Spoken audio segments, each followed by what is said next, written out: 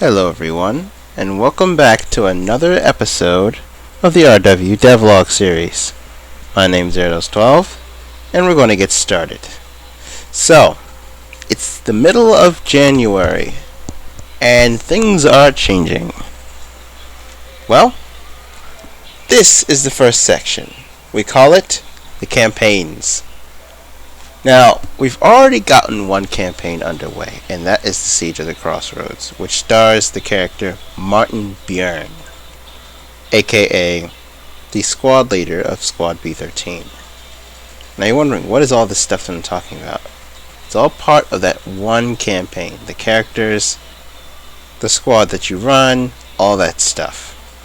Now, as you may have guessed, the Lifeline squad system is actually going to be in these campaigns mostly. If you're ever on a solo mission, it's a very different type of thing. Alright?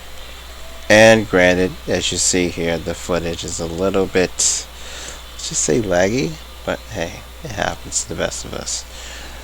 Anyways, we're supposed to have 5 campaigns done at least by the end of March. That way we can get things right. So, that's the thing that we're going to have right there. Now, I could have done this with a PowerPoint, but I chose not to. Anyways, what we got is pretty good. We're already on checkpoint 3, and we're already working on the framework as we work on each checkpoint all the way through.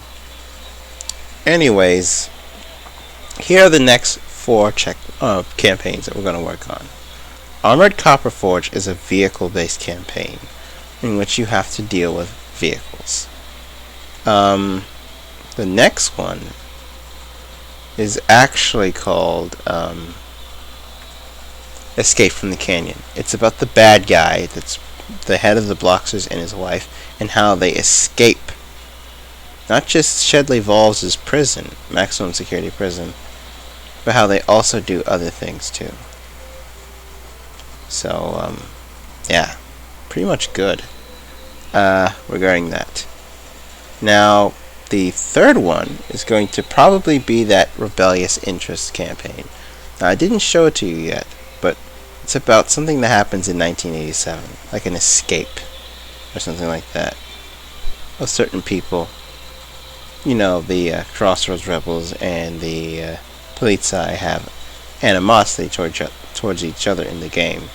However, what I wanted to do was, and let me be clear, I wanted to make sure that that campaign is put in properly with some diplomatic relations in there to avoid, you know, full-scale wars or whatnot. Anyways, you get the point about that one. Alright? So it's like 3 more. The last one that we're going to talk about is, before we move on to the next section, of course, is, I think it's, well, I don't think there's going to be another one yet, but I'll let you know if I find it. Anyways, that's the news on campaigns. We've already started. We're underway. Now, the next section is going to be about the console version of the game. Stay tuned for that. I'll be right back. So now we're going to talk about, let's just say, the console version. Now, to get to the console version, we're going to have to look at a few clips. And that will start in about, let's just say, 10 seconds from now. Anyways, let's get started right away.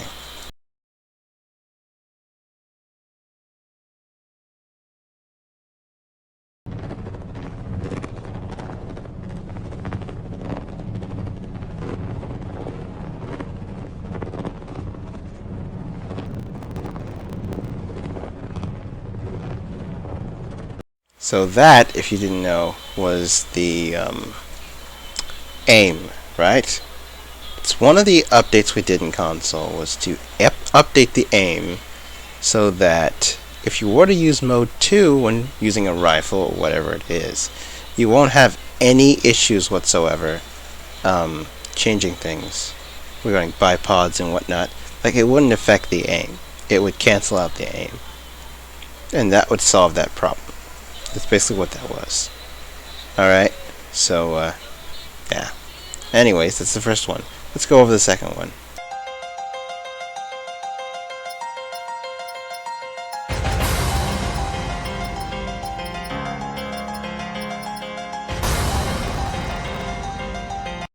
Now that what you saw is actually the main menu to the game. One thing to note about the main menu, however, is that the main menu is... how do I put this? It was supposed to be good as it is. However, it's hard to determine where you are and whether or not you're moving or clicking on something. To fix that issue, I decided to add in the thing that it needs the most, which is obviously the sound for not just moving through the menu entries, but also for clicking on stuff. Anyways, let's see what the next one is.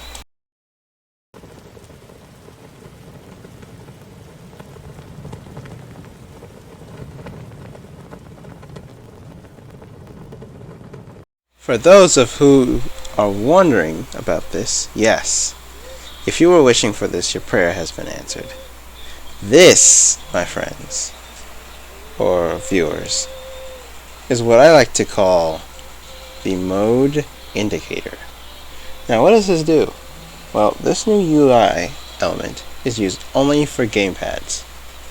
And also, it's very important to note that this specific UI allows you to see what mode you are in. So for example, you may have seen basic there, you might have seen, I don't know, not just basic, but maybe cosmetic and tactical. Those are the gun-based modes for the guns. So basic is just basic shooting stuff. Tactical is for like lasers and things like that, and sights. And cosmetic is also for sights, but it can be for other things too. Anyways, let's see what the next one is, right now.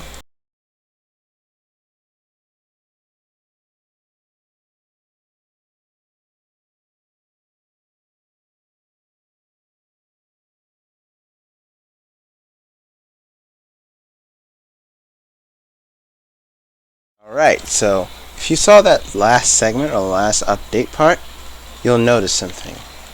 You can now change the keybinds on console and PC quite nicely.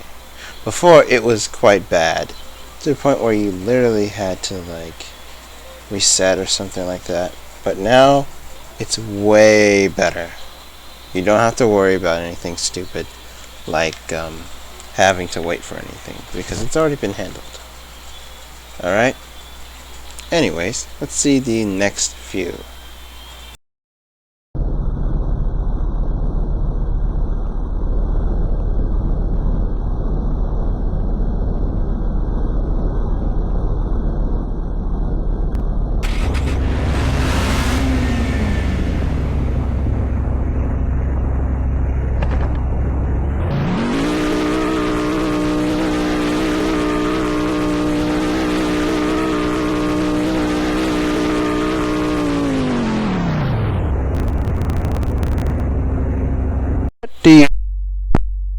I'm going to tell you right now.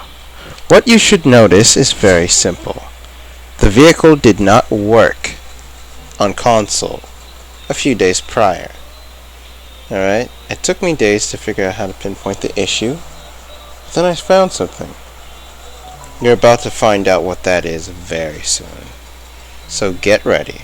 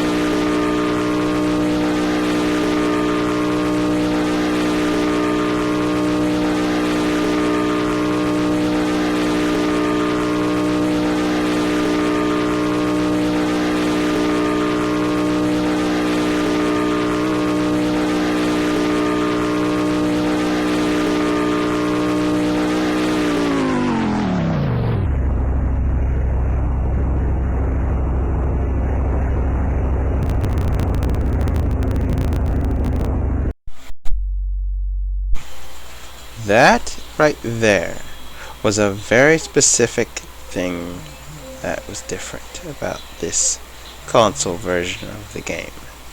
And that is that the vehicles itself aren't the problem at all. It's the keybind that was chosen for clutch that was the issue. Remember, and always remember this, I'm dead serious.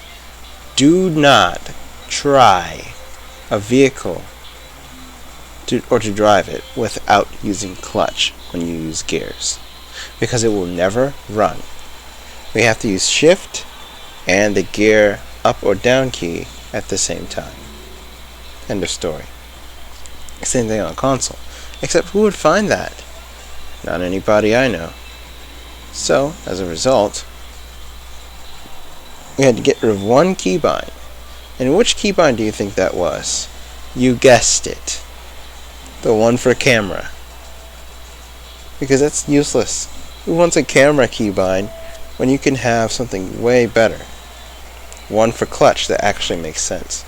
Right stick on the controller. That's what we chose. From now on, all new players will get that as their main keybind. Alright? And also, another thing I must say is this, is that the keybind itself for that specific thing can be set in the keybinds now that it's working. Anyways, guys, let's move on to the next segment right now. Alright, so now we're going to talk about the future of this update. The future is quite quick because there's only like 12 days left, maybe 13 in this month. Anyways, this is what I have to say, and I'm going to make it brief. So, the thing that I'm talking about is the weapons and other equipment. So, here are 3 or 4 of these things that we're going to talk about that are quite important. Number 1, weapons as a new variants. Some variants can be easier to put in than others. One of them has already been put in. The other one, however, is going to take some time. There's others, but they'll take some time anyways. That is the PSG-1. If there's a variant that you can put in that's quite easy, we'll always put them in for this update. Now, the next thing you'll want to worry about is, well, the overhaul of camos and magazines. Now, if there's any magazines or any details we missed on certain weapons, we'll fix that this month, and next month, and the month after that. And the camos are already being overhauled. We already have a few pattern camos in the game, or furnitures, for the FX05X assault rifle. It's already done. And then we have plans for a quick change barrel, as well as more campaign work and whatever you have to do next. That's it. Like, seriously, that's it. In conclusion, there are some things that we're going to iron out regarding this update and other updates. So far we've done a pretty good job, but sheesh, there could be a lot more that we could do. Like getting some modes and maps back on track, like Rods Can See, for example. Hasn't been in the game for a while because of some issues with the gameplay surrounding that map in Lifeline. And we can also do other things too, like, actually work on stuff that needs to be worked on. Other than that, I think we did great in this first half. Let's see what the second half brings. My name's Erdos12, and I will see you guys next time. Cheers.